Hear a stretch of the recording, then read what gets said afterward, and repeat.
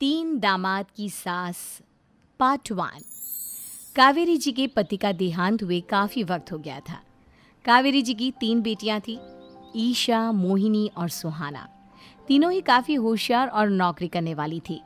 लेकिन उन तीनों से कावेरी जी इतना प्यार करती थी कि उनकी शादी की उम्र होने पर भी उन्हें पराये घर भेजने का उनका मन ही नहीं हुआ। अरे तुम तीनों मेरे कलेजे का टुकड़ा हो। जब भी तुम्हारी शादी के बारे में सोचती हूँ ना, बड़ा डर लगता है। सही कहती हो मम्मी, हम भी आपसे बहुत प्यार करते हैं। हाँ, मम्मी पापा के जाने के बाद अब बिल्कुल अकेली हो गई हैं। और मम्मी, अगर हम तीनों शादी करके चले गए तो आपका ख्याल कौन रखेगा? लेकिन अपनी खुशी की वजह से मैं तुम तीनों को बिना शादी के भी तो नहीं देख सकती ना बेटा। समाज के हिसाब से देखे तो यह भी गलत होगा और मैं ऐसा कुछ नहीं चाहती। लेकिन तुम तीनों से दूर होने के बारे में सोचती हूँ तो अजीब सा लगता है।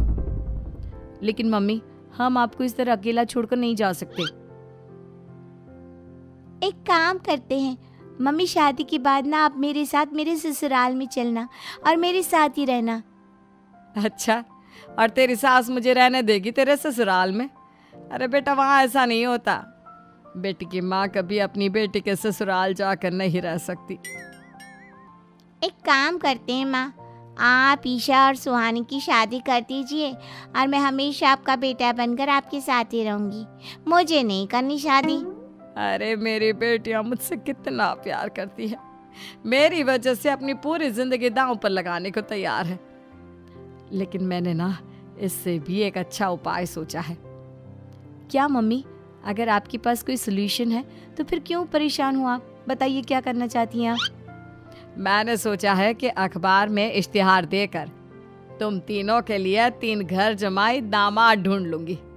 वैसे भी नौकरी तो तुम तीनों अच्छे से कर लेती हो, कमा भी अच्छा खासा लेती हो।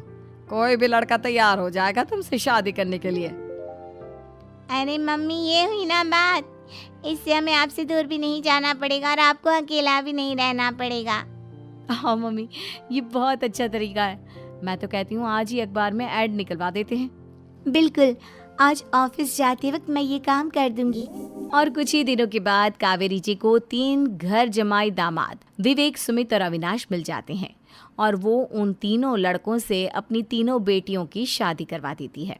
शादी के कुछ दिन के बाद, अरे अब शादी हो गई, छुट्टियां खत्म, तुम तीनों जाकर नौकरी करो, कुछ काम करो।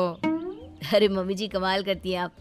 अब घर जमाए इसलिए थोड़ी ना बनाए कि हम बाहर जाकर नौकरी करें। मम्मी जी, मेरा तो घर जमाई बनने का मकसद ही यही था कि एक कमाने वाली बीवी मिल जाए। बाहर जाकर काम करने से तो मेरा दिल घबराता है। घर का कोई काम है तो बता दीजिए मुझे। अगर ऐसी बात है तो शाम का खाना बनाओ। मेरी बेटियां नौकरी से थकी हारी आती है, अब नौकरी नहीं कर सकते तो कोई बात नहीं, घर का काम करो तुम लोग। मैं तो घर का काम करने में बहुत खुश हूँ, बस ये बाहर धूप में निकलना, रास्ते में जाना, नौकरी करना, ये सब मुझसे नहीं होता। बिल्कुल ठीक कह रहा है सुमित। अरे गर्मी में, बारिश में, सर्दी में घर से निकल कर जाना और उधर बॉस की चिक चिक सुनना, इससे बढ़िया तो यह है कि मैं घर में झाड़ू पोछा कर लूँ। ठीक है, फिर तुम झाड़ू पोछा करना। अविनाश शाम का खाना बनाएगा और विवेक तुम सुबह का नाश्ता और खाना बनाओगे। मेरे तीनों दामाद घर संभालेंगे और बेटियां नौकरी करेंगी। अगले दिन सुबह के वक्त, मम्मी मुझे ऑफिस के लिए देर हो रही है, नाश्ता चाहिए। अरे उस विवेक से कहा तो था कि सुबह का नाश्ता उसे उठकर बनाना है। अभी जाकर देखती हूँ क्या कर रहा है विवेक। अभी तक सोया हुआ है क्या? सुबह के 10 बज गए हैं। सोने दीजिए ना मम्मी जी, क्या हमेशा हिटलर की तरह हाथ में डंडा लेकर खड़ी रहती हैं। मैंने कहा सीधे उठकर खड़े हो जाओ और जाकर नाश्ता बनाओ।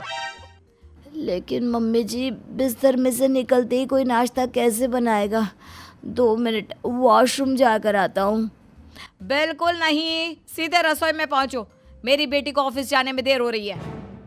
कुछ देर के बाद, हे भगवान, दोपहर के 12 बजे हैं लेकिन घर इतना गंदा पड़ा है। सुमित से कहा था मैंने समय पर झाड़ू पोछा कर देना। सुमित, कहाँ हो तुम? क्या हुआ मम्मी जी? सुबह की चाय तो पीने दीजिए। आप भी हद करती हैं, चिल्लाती ही रहती है। ये सुबह की चाय है या दोपहर की चाय? अगर तुम 12 बजे उठकर सुबह की चाय पियोगे तो क्या शाम का खाना रात के 3 बजे खाओगे? मम्मी जी चिल्लाइए मत, बताइए बात क्या है। अरे 12 बज चुके हैं, अभी तक झाड़ू पोछा नहीं हुआ। घर में देखो कितनी गंदगी है। अच्छा, तो आप इसलिए परेशान हैं। वो क्या है ना मम्मी जी, आज मेरे हाथ में दर्द हो रहा है। रात को उल्टी करवट से सो गया था, हाथ हिलाया भी नहीं जा रहा। कौन से हाथ में दर्द है दामाद जी?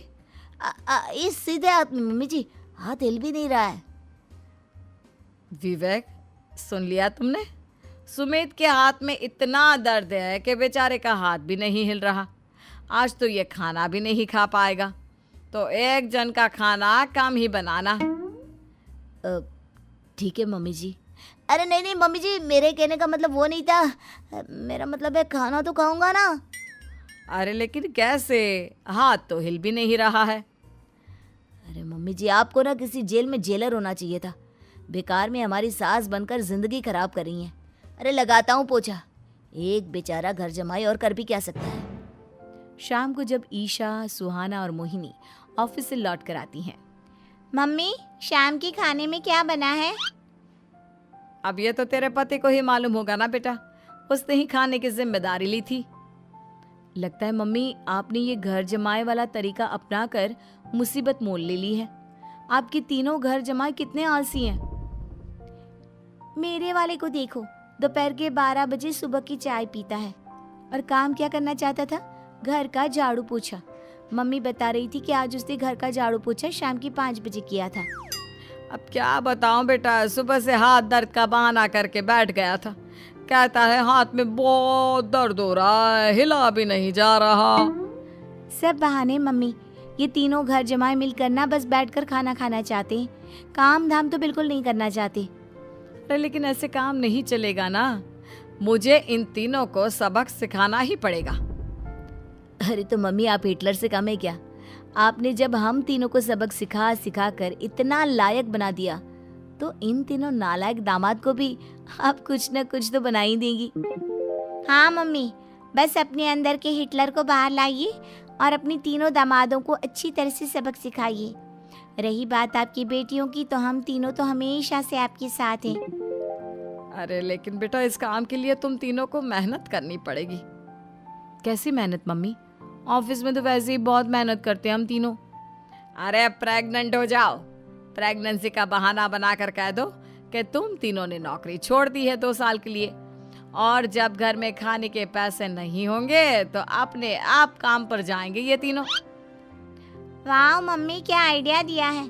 मैं तो कल ही जाकर कहने वाली हूँ कि मैं प्रेग्नेंट हो गई हूँ। फिर देखना कैसे मेरा पति अविनाश भाग भाग कर काम पर लग जाएगा। और फिर 2 दिन के बाद, सुमित, मैं ना प्रेग्नेंट हूँ और इसलिए अगले 2 साल के लिए मैंने अपनी जॉब छोड़ने का फैसला ले लिया है। विवेक, पापा बनने वाले हो तुम। अब से ना तुम्हें ऑफिस जाना होगा, क्योंकि मैं तो 2 साल के लिए छुट्टी पर चली गई हूँ। अविनाश, अब तुम्हें जिम्मेदारी संभाल लेनी चाहिए, वरना ये घर कैसे चलेगा। हम दोनों मम्मी पापा बनने वाले हैं। लेकिन कावेरी के तीनों आलसी दामादों पर अपनी बीवियों की बात का कोई असर नहीं हुआ। धीरे धीरे कावेरी जी को चिंता होने लगी, क्योंकि उनके प्लान के हिसाब से तीनों बेटियों ने ऑफिस जाना बंद कर दिया था। आखिर क्या तरीका अपनाएंगी कावेरी अपने आलसी दामादों को काम करना सिखाने के लिए? जानने के लिए सुनिए इस कहानी का पार्ट 2।